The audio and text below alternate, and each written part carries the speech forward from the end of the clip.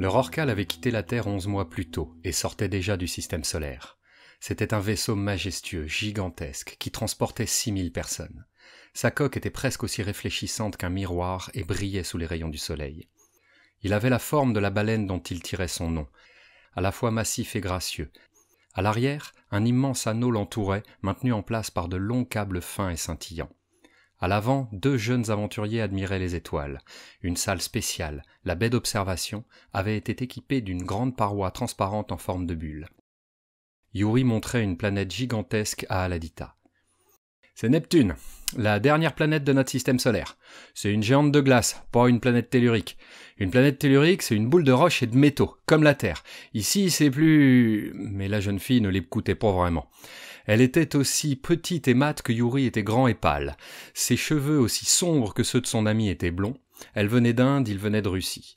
« Waouh !» s'exclama-t-elle en sautillant, ses grands yeux noirs brillant d'émerveillement. « Elle est magnifique ! C'est ma planète préférée !» Yuri sourit, il ne pouvait qu'être d'accord. Avec son bleu profond et ses fins anneaux, Neptune était superbe. On aurait dit un saphir géant flottant dans le vide spatial. Soudainement, un grondement sourd se fit entendre, et le Rorqual se mit à trembler et à vibrer. Les 2 amis s'accrochèrent l'un à l'autre pour ne pas tomber. « Encore » râla la jeune indienne. « C'est de plus en plus souvent, non ?»« Oui, » répondit Yuri troublé. « Ça arrive depuis qu'on a allumé les moteurs à distorsion de mon père. »« Ah ouais, c'est vrai que ton papa c'est le docteur Prokofiev. Il a inventé le Rorqual, non ?»« Non, pas le Rorqual en entier, juste sa propulsion, celle qui est dans l'anneau à l'arrière du vaisseau. C'est une sorte de moteur qui nous permet d'aller vraiment vite, plus vite que la lumière. Enfin, pas vraiment plus vite que la lumière, Albert Einstein a prouvé que c'était impossible. En fait, mon père a trouvé un moyen de rétrécir l'espace autour de nous en le... Ouais, super, l'interrompit Aladita.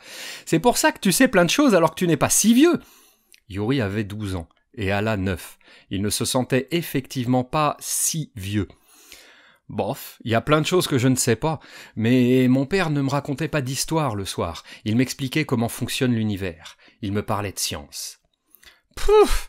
Alors moi je te raconterai des histoires. Je commence maintenant. C'est l'histoire de 3 petits cochons qui construisent des maisons. Le premier l'a faite en paille, le second... Yuri avait l'esprit ailleurs. Il était inquiet. Ces secousses arrivaient régulièrement depuis la première accélération, après le passage de Saturne, et personne ne savait pourquoi. Il tripotait machinalement une mèche de ses cheveux blonds en réfléchissant. Le Rorqual était une véritable petite ville avec ses machines pour respirer ou pour fabriquer le carburant, ses cultures pour manger, ses zones pour faire du sport ou des balades. Tout ça dans un vaisseau de 3 kilomètres de long. C'était une lourde responsabilité pour le capitaine, l'équipage et son père qui avait conçu les moteurs. « Là, le loup, il souffle sur la maison comme un malade. Tu m'écoutes ?»« Oui, » répondit distraitement Yuri. La vibration se calma sans plus de raison qu'elle n'avait commencé. Yuri serra les lèvres, frustré de ne pas comprendre. « Suis-moi » dit-il soudain. Il se mit à courir vers la passerelle, Aladita sur les talons, qui continuait à raconter son histoire. Il leur fallut quelques minutes de course effrénée dans les couloirs bondés de monde pour arriver à leur destination. Yuri ralentit et avança sur la pointe des pieds, jusqu'à une porte de service qu'il connaissait bien. De cet endroit, il pouvait voir et entendre tout ce qu'il se passait sur la passerelle sans être repéré.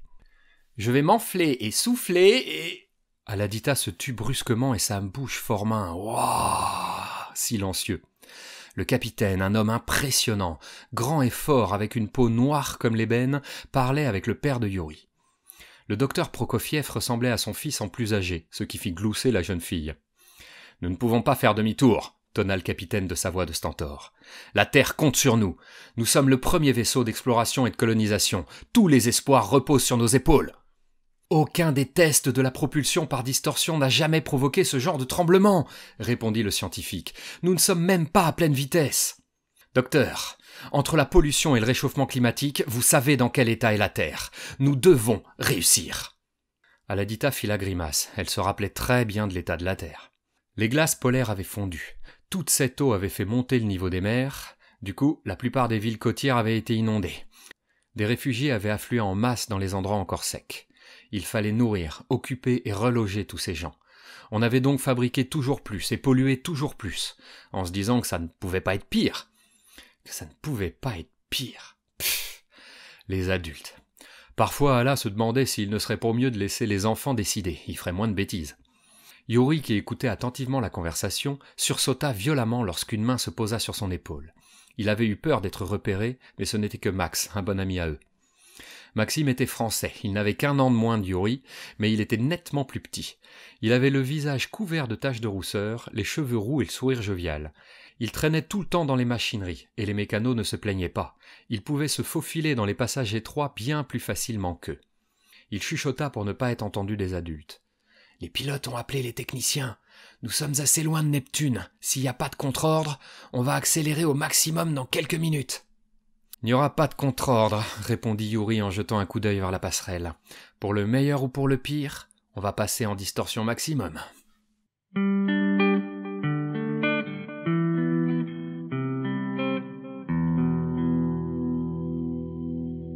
C'est aujourd'hui que commence réellement l'aventure, que nous nous lançons au-delà de notre système solaire, que nous plongeons dans l'inconnu. C'est à nous que revient l'honneur d'être les premiers explorateurs de l'univers. Je sais que certains s'inquiètent, mais nous avons une mission, et elle vaut tous les sacrifices. La Terre compte sur nous, l'humanité compte sur nous. La voix profonde et autoritaire du capitaine résonnait dans les coursives du Rorqual pendant que les enfants couraient vers une navette de débarquement. Il rasait les adultes qui les regardaient passer d'un air sévère. Lorsqu'ils arrivèrent à l'ascenseur qui devait les amener au niveau des hangars, Yuri faillit percuter une jeune fille à la peau mate et aux yeux bridés. « Tiens, salut l'intello !» dit-elle en croisant les bras. « Salut Xia !» fit Yuri d'un ton las. La jeune chinoise passait le plus clair de son temps à le taquiner. « Désolé, mais on est pressé là. »« Ça se voit, vous allez où ?»« À la navette numéro je sais plus combien !» répondit Aladita en agitant les bras. « Yuri dit qu'il a un mauvais pressentiment et que le blindage qui sert aux entrées atmosphériques pourrait faire la différence. C'est bien ça ?»« Oui, répondit Yuri en souriant, c'est bien ça. Mais il faut qu'on y aille maintenant. Viens avec nous si tu veux, Xia. » Elle ne se fit pas prier et monta dans l'ascenseur. La cabine ultra rapide glissa sans un bruit vers le bas et les enfants se retrouvèrent presque à flotter tellement l'accélération était forte. Aladita sautait jusqu'au plafond en riant, tandis que Max et Yuri regardaient l'horloge, l'air inquiets. Xia, en bonne sportive, se joignit à l'indienne et se mit à faire des cabrioles impressionnantes. Heureusement, la cabine freinait moins vite qu'elle n'accélérait et les enfants ne furent pas écrasés au sol à leur arrivée. Lorsque les portes s'ouvrirent, la voix du pilote commença à égrener le compte à rebours. Ils se précipitèrent vers les hangars à toutes jambes. 30, 29, 28... Xia, bien plus rapide que les autres, prit rapidement de l'avance. Yuri cria d'accélérer et, essoufflé, essaya de mettre son conseil en application. 19, 18... La porte du hangar était restée ouverte, les enfants s'y engouffrèrent en trombe. « Allez, on se maille les fainéants !» criait Xia déjà arrivé en leur faisant de grands signes du bras. 8, 7... Aladita trébucha au moment où Max entrait dans la navette sans trop savoir pourquoi il avait aussi peur. Yuri s'arrêta pour la ramasser et la porta sous le bras, comme un sac de linge. Il fit les derniers pas en titubant avant de sauter à l'intérieur comme si sa vie en dépendait. « Ferme le sas !»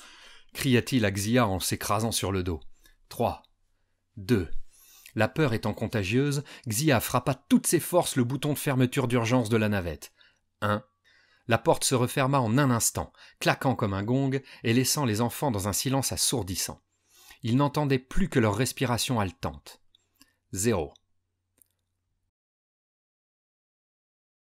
Au bout de quelques secondes d'attente pesante, Xia ricana et dit « Et pourquoi on a couru déjà ?»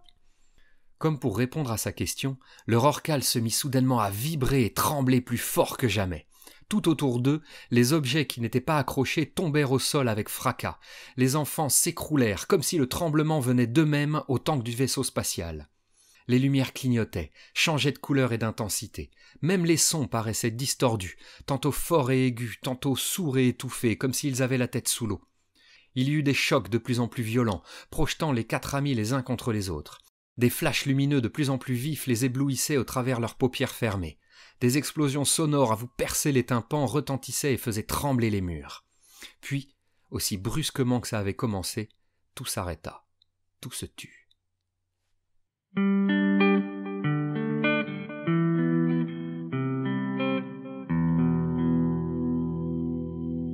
Un par un, les enfants se relevèrent avec prudence. Ils n'entendaient plus rien. Mais dans la navette, cela ne voulait rien dire sur l'état du Rorqual. Il pouvait tout aussi bien flotter dans l'espace au milieu des débris de l'immense vaisseau que d'être au milieu d'un incendie ravageur. Il n'y avait qu'une seule façon de le savoir. « N'ouvre pas la porte !» cria Max à Yuri qui tendait la main vers le bouton d'ouverture du sas. « Pourquoi ?» répondit le Russe encore un peu sous le choc.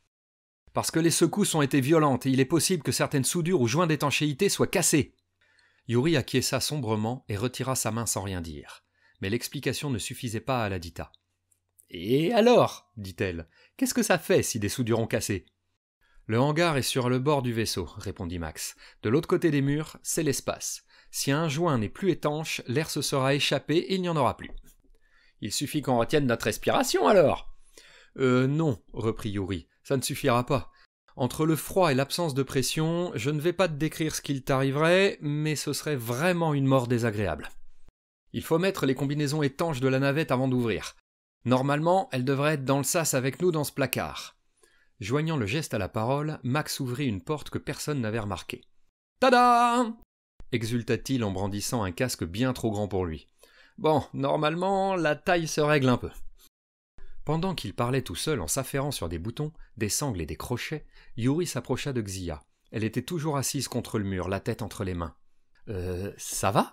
lui demanda-t-il doucement en se passant la main dans les cheveux. « Non, gémit-elle, j'ai mal aux jambes, j'ai mal aux bras, j'ai mal dans tous les muscles de mon corps. » Yuri l'examina de plus près.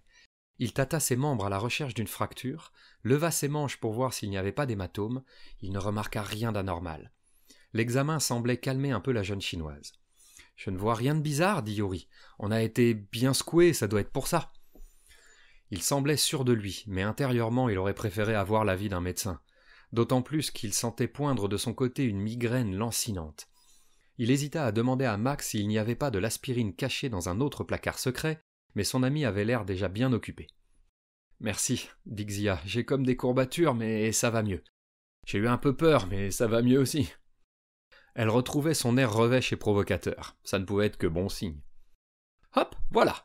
Elle sera encore trop grande, surtout pour Aladita et moi, mais je ne peux pas faire mieux sans un atelier. » Max, son visage saupoudré de taches de rousseur illuminé par un grand sourire, distribua les combinaisons et montra comment les enfiler.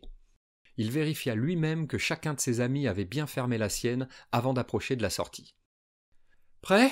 dit-il, la voix un peu tremblante mais sans s'arrêter de sourire. Ses amis acquiescèrent et il appuya sur le bouton d'ouverture. Le sas s'ouvrit doucement, comme au ralenti, et l'air s'échappa en sifflant. Il y avait bien, quelque part, un trou dans la coque du rorqual. Ils se retrouvèrent rapidement dans le vide, et tout le monde remercia Max d'avoir empêché Yuri d'ouvrir la porte.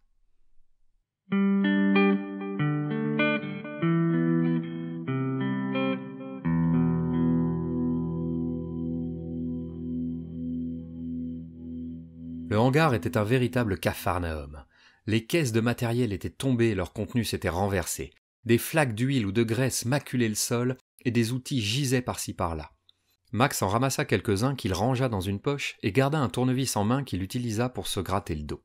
« Tu risques pas de percer ta combinaison ?» demanda Xia un peu inquiète en le voyant faire. « Non, non, » répondit-il en riant. « C'est plus solide que ça en a l'air, tu sais.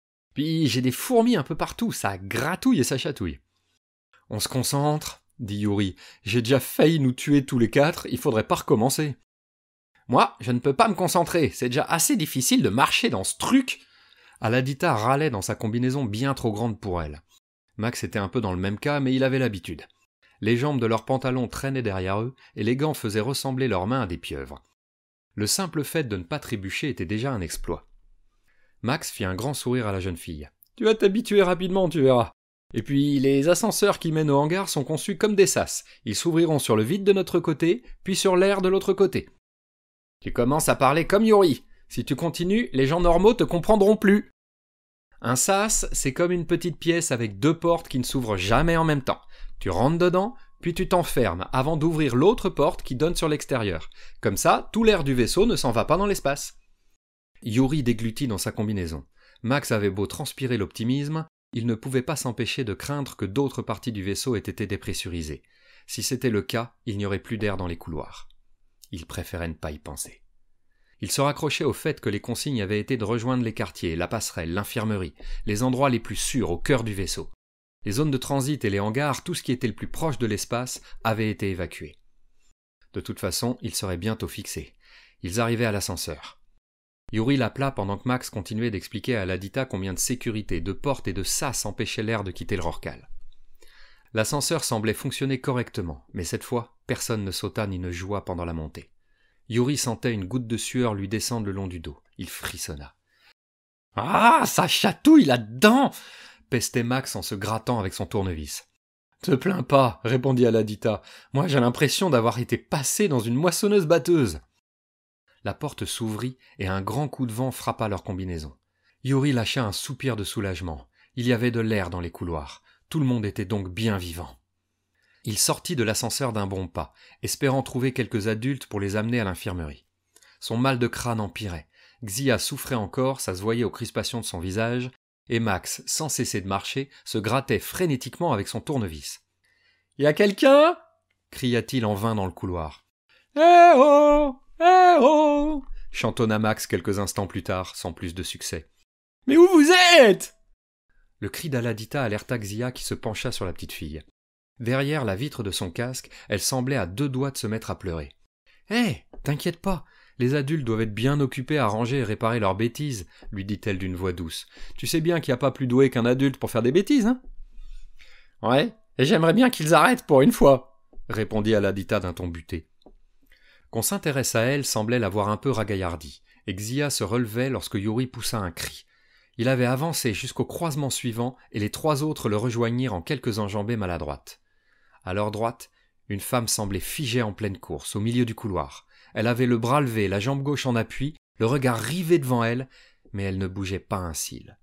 On aurait dit l'image d'un film mis sur pause. Il semblait impossible qu'elle puisse rester dans cette position sans tomber. Tout son poids était porté vers l'avant. « Elle bouge !»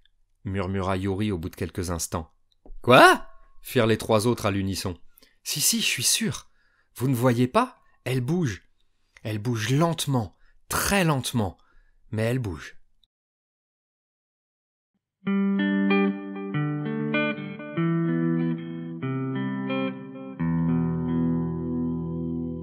Yuri était le seul à l'avoir bougé. C'était léger, presque imperceptible, mais il en aurait mis sa main au feu. Pourtant, malgré leurs efforts, aucun de ses amis n'avait vu le moindre mouvement. C'était comme essayer de voir une plante pousser. « C'est probablement la migraine qui me donne cette impression, » dit-il à moitié convaincu. Ils passèrent une demi-heure à tenter de comprendre l'immobilité de la femme. Ils essayèrent de la faire réagir en criant, en lui donnant des tapes, en faisant de grands gestes. Ils tentèrent même de la pousser pour la faire tomber, mais elle était solide comme un roc. Max alla jusqu'à allumer une lampe de poche juste devant ses yeux, mais il n'y avait rien à faire. Les enfants finirent par retirer leurs encombrantes combinaisons et se mirent en route vers la passerelle. Là-bas, il y a toujours du monde. Il y a le matériel de surveillance, l'accès aux caméras, au micro pour passer un message, le contrôle des dégâts pour savoir si le rorcal n'est pas trop abîmé, le contrôle des moteurs et le générateur de distorsion spatiale. Le machin qui nous fait aller vite, ajouta-t-il pour Aladita. Et bien sûr, les émetteurs radio pour contacter la Terre. Là-bas, il y aura du monde, c'est forcé, avait récité Max sans reprendre sa respiration. Personne ne l'avait contredit. Même Yuri, qui rêvait d'un cachet d'aspirine, n'avait rien dit. Sa migraine empirait, mais à voir les grimaces que faisait Xia et la façon dont Max se grattait frénétiquement, les autres n'allaient pas mieux que lui. Seule Aladita ne se plaignait pas. À vrai dire, elle ne disait plus rien depuis un bon moment, ce qui n'était pas dans ses habitudes. Alors qu'il la regardait avec attention, elle lui sembla sensiblement plus rouge que d'habitude malgré sa pommade. Elle transpirait un peu plus que les autres et son regard était légèrement voilé. Ce qu'il avait mis jusque-là sur le compte du choc ou de la peur lui paraissait maintenant plus inquiétant. Il fronça les sourcils et se concentra. Tout à coup, l'air autour de la jeune fille sembla onduler très légèrement, comme une route sous un soleil d'été. Encore cette migraine, probablement. Aladita ne pouvait pas être aussi chaude que de l'asphalte brûlant. Yuri s'approcha et posa la main sur son front. Il ne s'était pas trompé, elle était sûrement malade. « Qu'est-ce que tu fais » demanda-t-elle en haussant les sourcils. « Tu as de la fièvre » répondit-il, « mais rien d'inquiétant. » C'était vrai, on aurait dit qu'elle couvait un bon rhume, rien de plus. Il lui fit un sourire engageant, mais il avait la sensation de plus en plus intense que quelque chose allait de travers. « Hé, là-bas, il y en a un autre !» Xia, qui trottinait devant pour se détendre les muscles, avait repéré une autre personne figée, un homme cette fois-ci. Après quelques cris pour attirer son attention en vain, les 4 amis continuèrent leur route. Ils croisèrent encore une dizaine de personnes dans le même état avant d'arriver à la porte de la passerelle. Max mit la main sur le bouton d'ouverture et se tourna vers ses amis avant d'appuyer. « Maintenant qu'on est là, on va pas faire demi-tour, » lui dit Yuri. Max appuya et la porte s'ouvrit en sifflant. « Bon, » dit Max en se grattant l'épaule. Visiblement, quelqu'un a mis le jeu en pause. Tous les hommes et femmes de la passerelle étaient figés. Le capitaine, un grand homme à la peau très noire, se tenait debout, les mains sur les hanches, devant son fauteuil de commandement. Il fixait avec attention le moniteur devant lui, et il ne sciait pas. Même immobile, il restait impressionnant. Max s'approcha de la console de navigation et se pencha par-dessus le pilote pour tapoter sur le clavier. Ses boucles rousses se reflétaient dans le verre de l'écran. « Tu sais te servir de ça ?» demanda Xia impressionné. « Oh bah oui, c'est pas très différent d'une console technique, » dit-il pensivement. « Par contre, Yuri, viens voir s'il te plaît. Je peux t'afficher la carte des environs, mais je ne comprends pas très bien. Je devrais trouver le système solaire pas loin derrière nous, non ? Ben oui, bien sûr, Yuri fronça les sourcils et commença à faire défiler les cartes du bout des doigts. Il y avait effectivement quelque chose de bizarre. Il grogna quelques mots incompréhensibles avant de s'installer sur les genoux du pilote. « Bon, moi, je vais pas attendre debout, » dit Aladita avant de s'asseoir contre une armoire.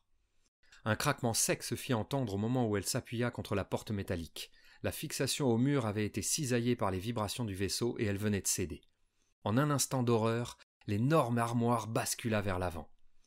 Xia cria, ses yeux bridés et carquillés par la panique. Il était bien trop tard pour que Yuri ou Max puissent faire quelque chose. L'armoire, qui devait peser une bonne centaine de kilos, sans même compter ce qui était rangé dedans, allait écraser Aladita comme une crêpe. La petite fille au teint mat semblait soudain minuscule sous l'ombre du meuble imposant. La Chinoise, sans y réfléchir, fit un pas en avant et stoppa net l'armoire qui tombait. D'une seule main, sans même forcer.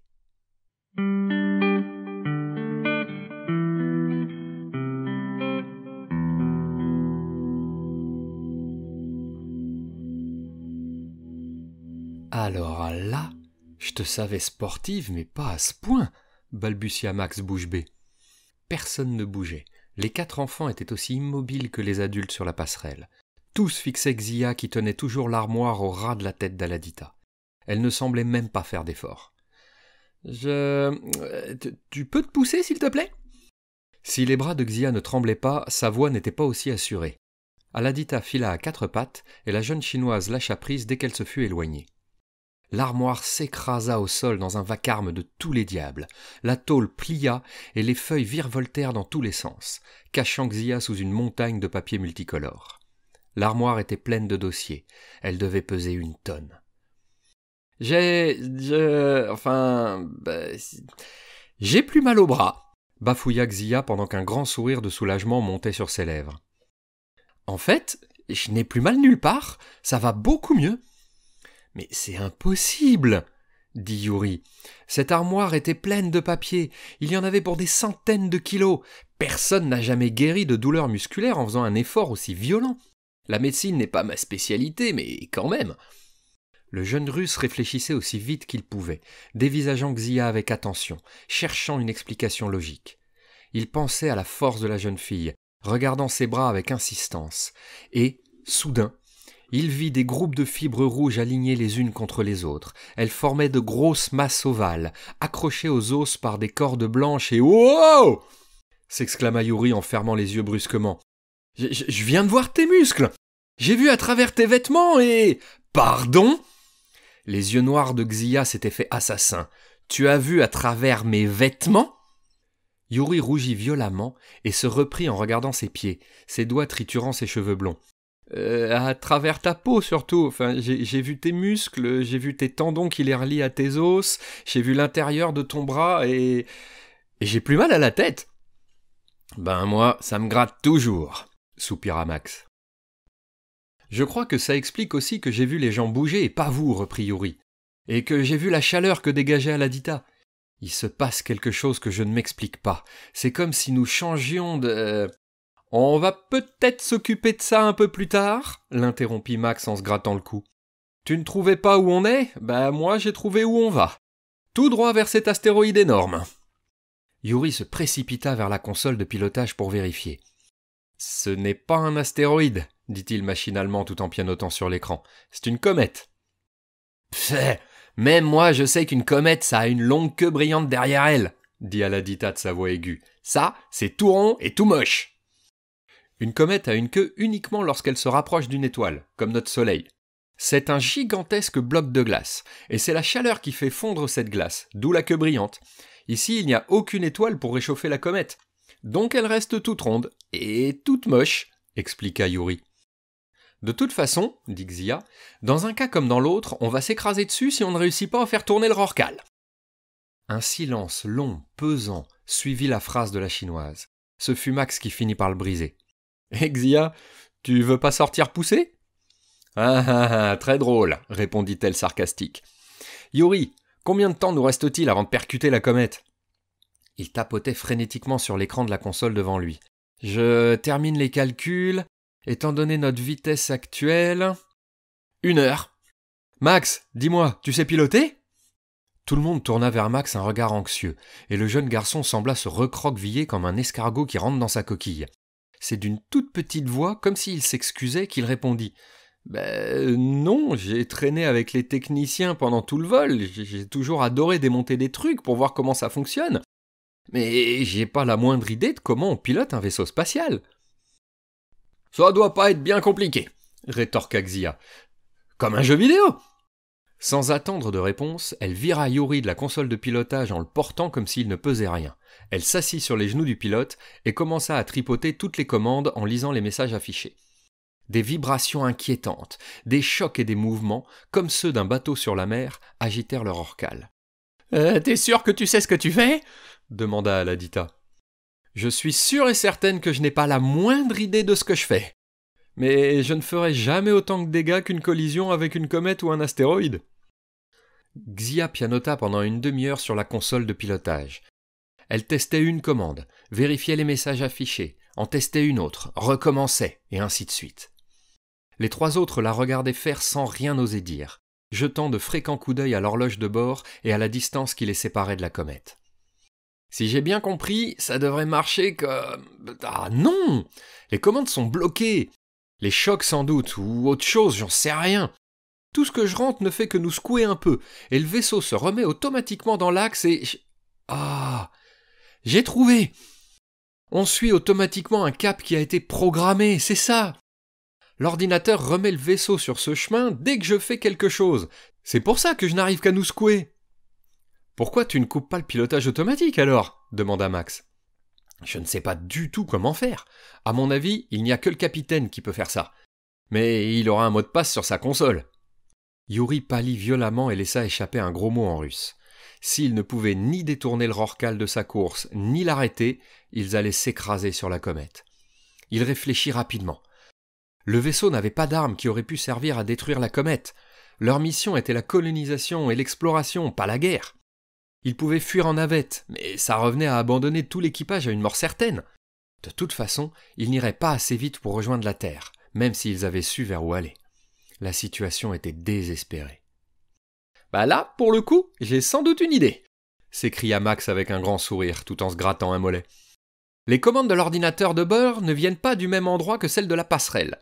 Si je peux couper les premières sans toucher aux secondes, tu devrais pouvoir piloter en manuel. Il faut juste que je me dépêche !» Max sauta sur ses pieds sans remarquer que personne n'avait compris son plan et se précipita vers la sortie à une vitesse ahurissante. Il se déplaça si vite que ses amis ne virent qu'une forme floue traverser la pièce en un clin d'œil et s'écraser sur la porte qui ne s'était pas ouverte assez vite. Un boom sonore retentit sur la passerelle silencieuse. Après un court instant pendant lequel Max sembla collé à la porte, il tomba sur les fesses et secoua la tête pour reprendre ses esprits. « Aïe !» fit-il en se massant le nez. « Ça fait mal. Mais au moins, ça ne me gratte plus. »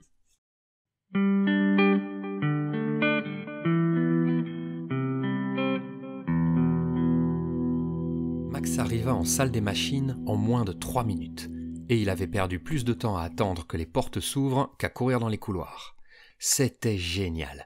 Le vent sur son visage, le sifflement dans ses oreilles, les murs qui défilaient si vite qu'ils devenaient flous, les lumières au plafond qui s'étiraient jusqu'à ne plus former qu'une longue bande lumineuse. La vitesse était grisante, mais ce n'était pas le moment de s'amuser. Quelle malchance, se retrouver pile sur la trajectoire d'une comète. Il aurait tout le temps de profiter de son pouvoir s'il parvenait à l'éviter. « On n'a plus que 20 minutes, Max, et il nous faudra le temps de tourner. Le Rorqual n'est pas aussi maniable qu'un vélo. Il est bien plus lourd que toutes les voitures d'une grande ville réunies. Dépêche-toi !» Max sursauta. Dans sa course folle dans les couloirs du vaisseau, il avait complètement oublié que Yuri lui avait donné un petit communicateur qu'il avait glissé dans son oreille. Il répondit, pas très à l'aise, comme un enfant qui passe son premier coup de téléphone. « Oui, je suis arrivé. Je commence à regarder. »« T'es déjà arrivé !» cria Aladita dans son oreillette. « Tu cours vachement vite maintenant. Je me demande ce que j'arriverai à faire, moi !»« Ah, pas la peine de hurler, je t'entends très bien, tu sais. » On aurait pu faire entrer un stade de football dans la salle des machines, et il y aurait encore eu de la place. Et tout était encombré de moteurs, de tuyaux de toute taille, de fils électriques, d'écrans d'ordinateur, d'outils, de lumières vertes, oranges ou rouges, fixes ou clignotantes, et de techniciens figés.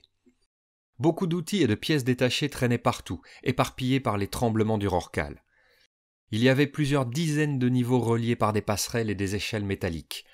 Max inspira à fond avec délice. Il adorait ces odeurs d'huile, d'acier, d'essence et de produits nettoyants. Cela faisait bientôt 1 an qu'il passait presque tout son temps libre à cet endroit et c'était devenu un second chez lui.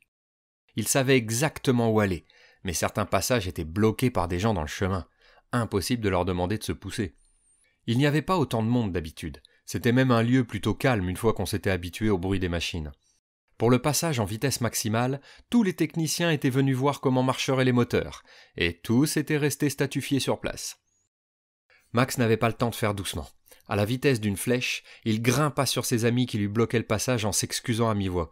« Pardon Yann, excuse-moi Yasmina, oups, désolé Chen. » Il valait mieux qu'il se réveille avec quelques écorchures et quelques bleus plutôt qu'écrasé contre une comète.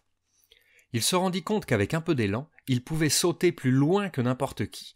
Il n'hésita plus et bondit d'une passerelle à l'autre, au-dessus de groupes de gens. Enfin, il fut en face d'une grosse armoire où arrivaient les câbles de l'ordinateur central. Derrière lui, retombaient doucement des feuilles de papier que le vent de son passage avait fait s'envoler. « J'y suis. Mais il ne faut pas que je me trompe, sinon on ne pourra plus piloter du tout. » Personne ne lui répondit. Il entendait les respirations crispées de ses amis qui devaient attendre sur la passerelle. Il ne les enviait pas. Rester sans rien faire, alors que leur vie était en jeu, ça devait être terrifiant. Lui au moins, il avait de quoi s'occuper l'esprit. Ses mains bougeaient si vite qu'elles étaient floues. Il triait les câbles par couleur et par origine, donnant des coups de crayon sur ceux qu'il avait identifiés. « Je ne voudrais pas te mettre la pression, mais si on ne commence pas à tourner tout de suite, » fit la voix d'Yuri dans son oreillette. « Moi je suis sûr qu'il va y arriver !» hurla Aladita, arrachant une grimace de douleur à Max. « Merci pour la confiance, Ala. Sinon, tu sais, je suis pas sourd. Pas encore, en tout cas, » répondit Max sans cesser de travailler. En un éclair, il ramassa une pince coupante sur l'étagère la plus proche et fut revenu en moins d'1 seconde. Il commença à couper les câbles un par un, sans hésiter une seule fois. Ce fut terminé en un clin d'œil. « Tourne, Xia !» cria-t-il en essuyant la sueur sur son front. Une vibration sourde agita le Rorqual alors qu'il commençait à changer de direction. Max avait réussi. L'ordinateur ne remit pas le vaisseau sur son chemin programmé. Sur la passerelle, Aladita et Yuri encourageaient Xia, toujours assise sur les genoux du pilote, qui tapotait furieusement sur l'écran. Elle, de son côté, encourageait le Rorqual. « Allez, allez, allez, allez !» La comète se rapprochait de plus en plus et le lourd vaisseau tournait avec l'agilité d'un éléphant mal réveillé. Les enfants pâlirent. Ils avaient été trop lents, ils n'allaient pas y arriver. Aladita et Yuri fermèrent les yeux au dernier moment. Un bruit de raclement métallique et de tôle froissée résonna dans tout le Rorqual. Dans la salle des machines, Max se précipita vers les écrans de contrôle des dommages. Un regard sur les schémas et un grand sourire illumina son visage couvert de taches de rousseur. « Il n'y a presque pas de dégâts. On a juste rayé la peinture. Et peut-être dépressurisé 1 ou 2 hangars de plus, mais on n'est pas à ça près. On est passé. »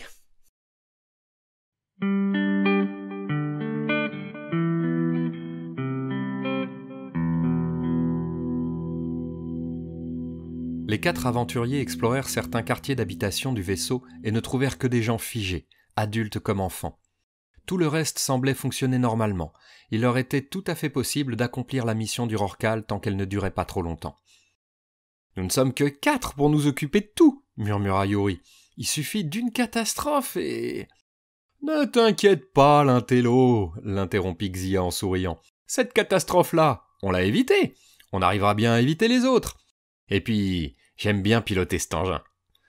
Pourquoi j'ai pas de pouvoir, moi ? Grogna Aladita, toujours fiévreuse et de mauvaise humeur. Ça viendra sûrement, répondit Yuri pensif. Reste à savoir ce que ce sera. Bon, nous avons beaucoup à faire. Il faut apprendre à se diriger dans l'espace, vérifier que tout marche bien dans le vaisseau, comprendre pourquoi tout le monde est figé, et enfin les libérer. La bonne nouvelle, c'est qu'ils vont bien. J'ai pu regarder l'intérieur de leur corps. Leur cœur bat, leur sang circule, ils digèrent leur dernier pas, tout est normal, juste très, très lent. Un court silence régna sur la passerelle pendant que les enfants savouraient leur première victoire. J'ai déjà une petite idée de ce qui nous permettrait d'avoir un peu d'aide. Je ne sais pas le temps que ça prendra, mais ça vaut le coup d'essayer, reprit Yuri. Si les gens ne sont pas totalement figés, il suffit pour communiquer de se régler sur leur échelle de temps. Une échelle de temps ? Dit Aladita. Viens avec moi, tu verras. Max, tu peux me trouver de quoi écrire et un terminal portable et me retrouver au labo de mon père, s'il te plaît ? Max disparut dans un grand coup de vent. Xia resta aux commandes du Rorcal, par plaisir, et les deux derniers se mirent en route. Ils étaient tous en contact grâce à leur oreillette de toute façon. Vois-tu, expliqua Yuri sur le chemin, le temps n'est pas fixe, c'est quelque chose qui peut se déformer. Comme un chewing-gum qui peut grandir ou rétrécir, ou comme un ballon de baudruche que tu gonfles pour ton anniversaire. Visiblement, les autres passagers du Rorcal sont sur une échelle de temps beaucoup plus petite que la nôtre. 1 seconde pour nous, c'est 1 ou 2 heures pour eux. Du coup, si tu parles ou fais des gestes, ils ne verront rien et n'entendront rien, ça ira beaucoup trop vite. Comme Max quand il court, il va tellement vite que je ne le vois pas bien. Exactement. Il faut donc trouver un moyen de se parler qui ne soit pas dépendant du temps, qui reste figé, qui ne bouge pas. Comme quoi ? Comme un texte, répondit Yuri en souriant. Il suffit de leur mettre un texte sous les yeux et ils pourront le lire. Lorsqu'ils arrivèrent au laboratoire, Max était assis, en train de grignoter. « Eh ben pas trop tôt !» dit-il avec un sourire satisfait. Aladita lui montra le sandwich qu'il avait à la main. « T'aurais pu m'en apporter un ! J'ai faim !»« Sur la table !» répondit Max. « Je suis passé les faire en cuisine et j'en ai aussi apporté un à Xia. »« Frimeur !» se moqua Yuri en prenant son repas. Tout en mangeant, il prit le terminal portable et commença à écrire ce qui leur était arrivé. Il détailla au maximum tout ce qu'ils avaient fait et vu, se faisant aider de ses amis pour ne rien oublier. Dès qu'il eut fini, il s'approcha de son père, assis sur son bureau à étudier un document. Il mit le terminal portable juste sous son nez, le clavier le plus près possible de ses mains. Et voilà, plus qu'à attendre qu'il lise et réponde. Aucune idée du temps que ça prendra par contre. En attendant, dit Xia, je suggère que nous allions dormir, la journée a été longue et mouvementée. Le lendemain matin, après une bonne nuit de sommeil et un bon petit déjeuner, les enfants retournèrent au laboratoire. Sergueï Prokofiev, le père de Yuri, avait posé les mains sur le clavier du terminal. À l'écran, il avait écrit quelques mots. « Je suis fier de toi, mon fils. Nous vous devons beaucoup. À tous les quatre... » Ah, il n'a pas terminé, remarqua Xia. « À moins qu'il soit très nul en orthographe, » ricana Max. « Si vous avez des questions à lui poser, dit Yuri, notons-les tout de suite. » Ils réfléchirent tous quelques instants, mais c'est Aladita qui s'exprima la première.